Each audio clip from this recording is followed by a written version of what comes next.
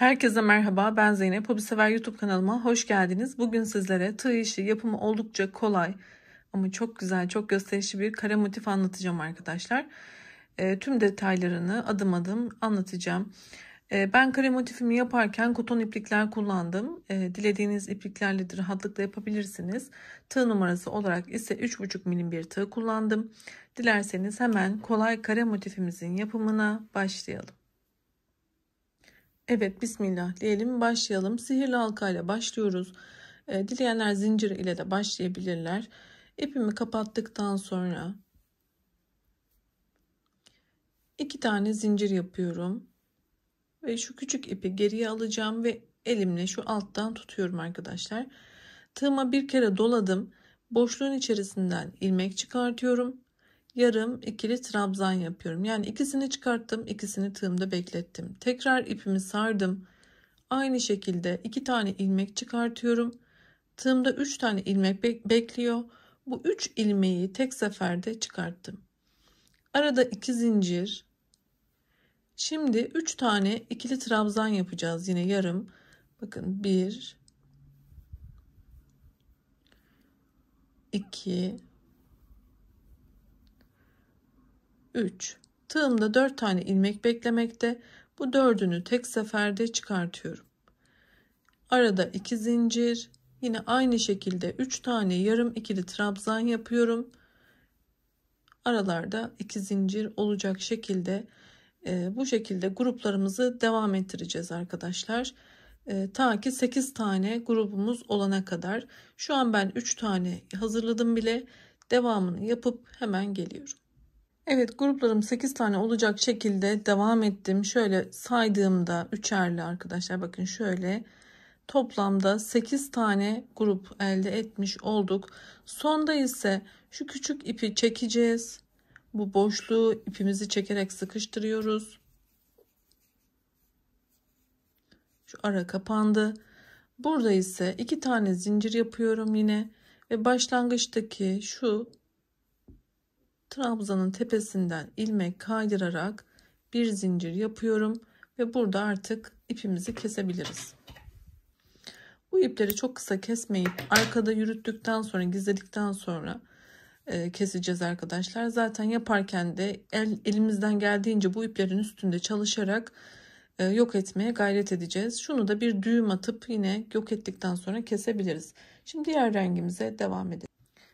Evet, yeni rengimle devam ediyorum. İpimi kilitledikten sonra şu ipimi de bakın şuradan dediğim gibi arada yok etmeye çalışacağım.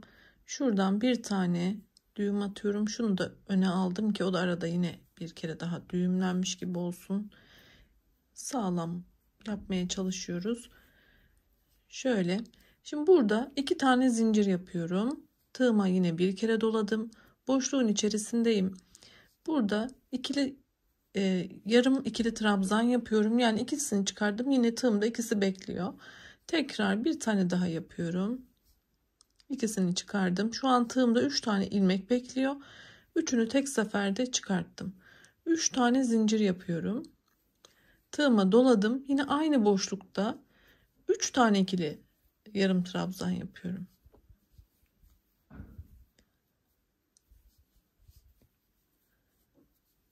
Artık tığımda 4 ilmek bekliyor.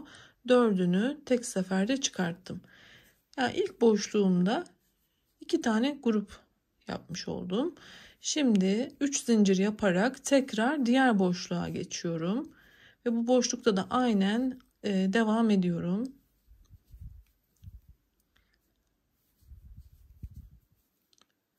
Üç tane yarım ikili trabzan yaptım. Tığımda bekleyen 4 ilmeği tek seferde çıkarttım. Arada 3 zincir.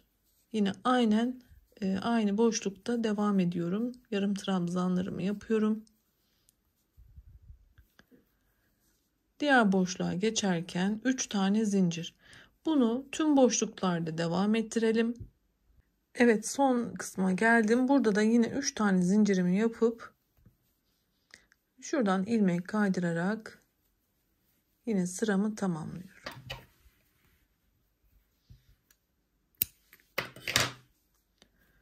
Bunu Bunu da yine arkaya şöyle hemen hızlıca ben çekeyim. Sizler daha ince bir tığ yardımıyla da bunu yapabilirsiniz. Şimdi diğer rengimle devam edeceğim arkadaşlar. Alıp geliyorum. Yeni rengimle herhangi bir yerden ipimi yine bağlıyorum. Şöyle boşlukların herhangi bir tanesinden bağladım. Burada 5 tane zincir yapıyorum. Ve sırada gelen ilk boşluğa sık iğne. 5 zincir. Sırada gelen boşluğa sık iğne. 5 zincir. Sık iğne. Bunu tam bir tur devam ettiriyoruz. Tüm boşluklara 5 zincir sık iğne yapalım. Evet, ben devam ettim. Başlangıç noktama kadar ilerledim. Bu kısımda farklı bir şey yapacağız arkadaşlar. 2 tane zincir yapıyorum. Tığıma bir kere doladım. Ve bu yapmış olduğum şu bağlarken ki hemen sık iğnemden ilmek çıkartıyorum. Ve burada küçük bir ikili trabzan yaparak burada ilmeğimi tam ortada bırakmış oluyorum. Şimdi şöyle bir de ortadan bir sık iğne daha yaparak yine yeni sıramı başlatacağım. 5 zincir sık iğne şeklinde bu sırada da hiçbir farklılık yok. Devam ediyoruz. 5 zincir sık iğne. Şimdi bu boşlukları kullanarak yapıyoruz sık iğnelerimizi.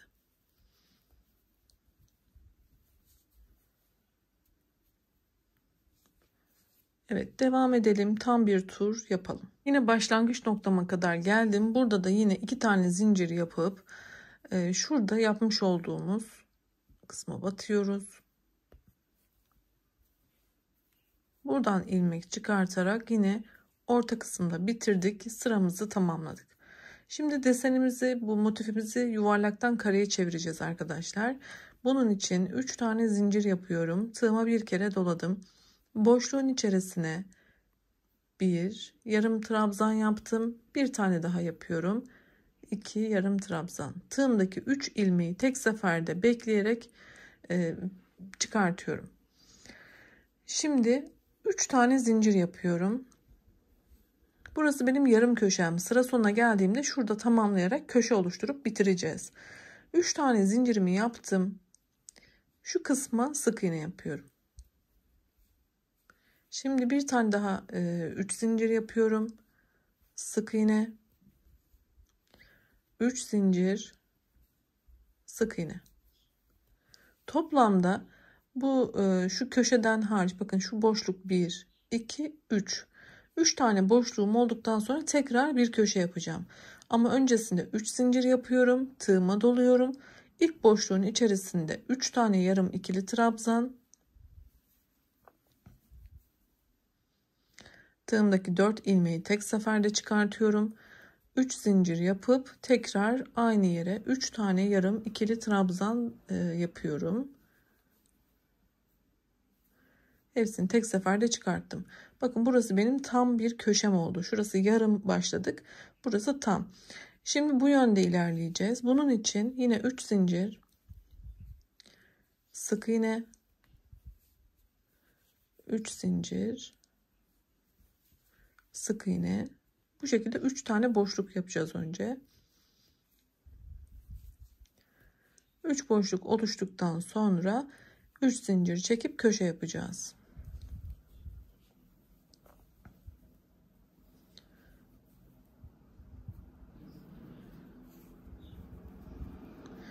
Köşelerde yine ara noktasında 3 tane zincirimiz oluyor grupların arasında. Şimdi bu kenarı yapıyoruz.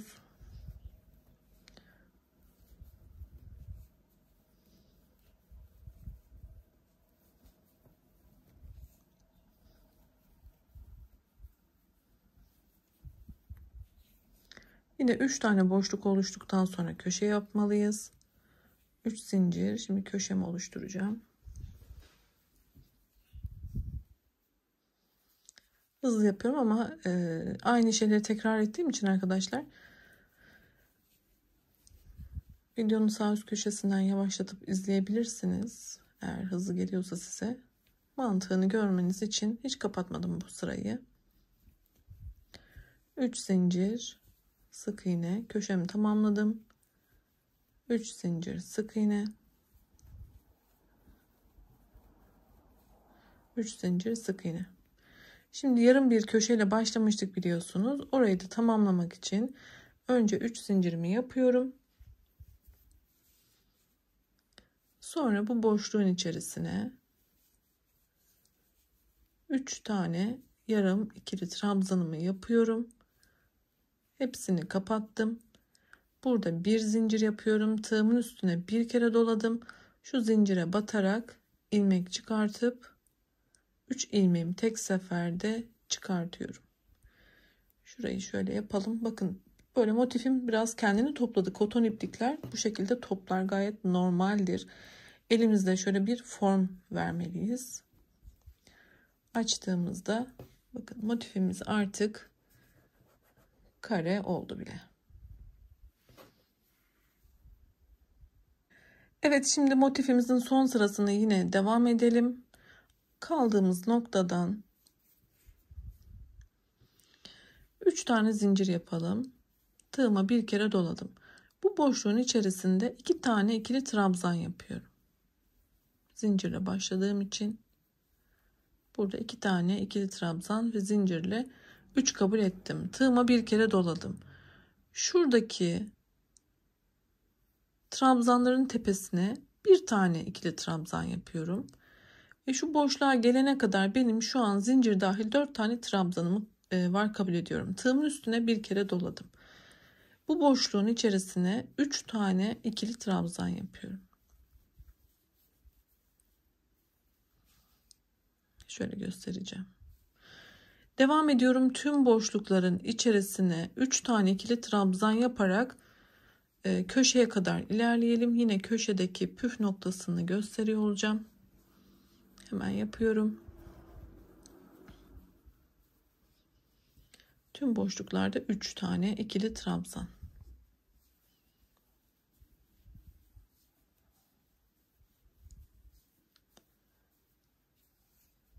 Şöyle bakalım.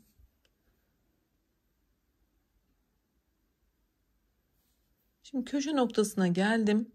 Köşe noktasında buradaki trabzanların tepesine şuraya bir tane trabzanımı yapıyorum. Daha sonra boşluğun içerisine köşe yapıyorum. Yani 3 tane ikili trabzan yapıyorum. Bakın yine 4'ü sağlamış oldum. Bir kenarda 20 tane trabzan olmalı. 1, 2, 3, 4, 5, 6, 7, 8, 9, 10, 11, 12, 13, 14, 15, 16, 17, 18, 19, 20. Eğer 20 sayısını yakaladıysanız doğru yoldayız. Arada 3 tane zincir. Tekrar köşemi oluşturmak için 3 tane ikili trabzan.